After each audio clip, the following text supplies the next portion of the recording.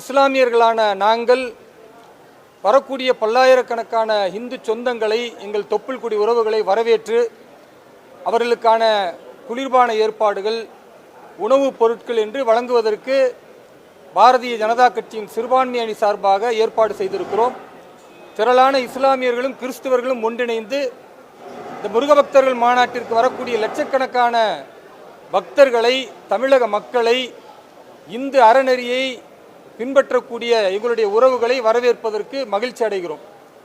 தொடர்ந்து திமுகவுடைய ஆட்சியில் திட்டமிட்டு இது இஸ்லாமியர்களுக்கு எதிராக இந்த மாநாடு நடத்தப்படுகிறது, சிறுபான்மை மக்களை அச்சுறுத்துவதற்காக நடத்தப்படுகிறது என்ற ஒரு அவதூறு பிரச்சாரத்தை மேற்கொள்வதும், அமீர் போன்ற நடிகர்களையும் திருமாவளவன் போன்ற இந்து மதத்திற்கு எதிரான தீய சக்திகளையும் ஒன்றிணைத்து இதோ இஸ்லாமியர்களை பாதுகாக்கப் போகிறோம் என்ற போலி வேஷத்தை இந்த திமுக ஆட்சி நடத்துகிறது.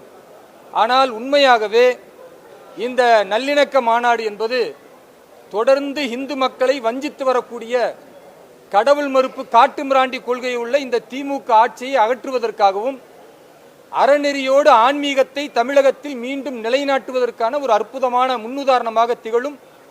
இங்கு வரக்கூடிய அத்துணை மக்களும் சமய பேதமற்று, சாதி பேதமற்று நாம் அனைவரும் பாரத தாயின் பிள்ளைகளாக ஒன்றிணைகிறோம் என்ற ஒரு ஒற்றை கோஷம்தான் இந்த மாநாட்டினுடைய அற்புதமான நிகழ்வு.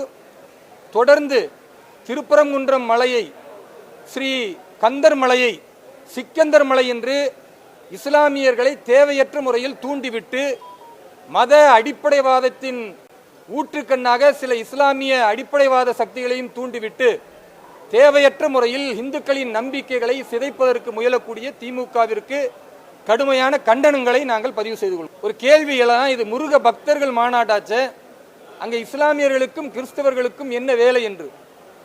நாங்கள் இன்றைக்கு இஸ்லாமியர்களாக கிறிஸ்தவர்களாக மத வழிபாட்டின் முறையில் வெவ்வேறாக இருந்தாலும் எங்களுடைய முப்பாட்டன் முருகனைத்தான் வணங்கி இருக்கிறான். நாங்கள் அரபு பிரதேசத்தில் இருந்தோ அல்லது ஆப்கானிஸ்தானில் இருந்தோ வந்தவர்கள் அல்ல. பாபருக்கோ அவுரங்கசீப்புக்கோ பிள்ளைகள் அல்ல. நாங்கள் எங்களுடைய முன்னோர்கள் கந்தசாமியாகவோ ராமசாமியாகவோ தான் இந்த மண்ணில் இருந்திருக்கிறார்கள். இந்த மண்ணின் பூர்வகுடி மக்களாக உள்ள நாங்கள் எங்களுடைய மூதாதையர்கள் எதை வழிபட்டார்களோ அந்த வழிபாடு இன்றைக்கு சிதைக்கப்படுவதற்கு இந்த திமுக ஆட்சி முன்னிறுத்துமையானால் நாங்கள் அனைவர்களும் ஒன்றிணைப்போம். எங்களுடைய மூதாதையர்களின் வழிபாட்டு உரிமைகளை நாங்களும் ஒன்றிணைந்து குரல் கொடுப்போம், மீட்டெடுப்போம் என்பதற்காகத்தான் இந்த மாநாட்டில் திரளாக இஸ்லாமியர்களும் கிறிஸ்தவர்களும் பங்கேற்கிறோம்.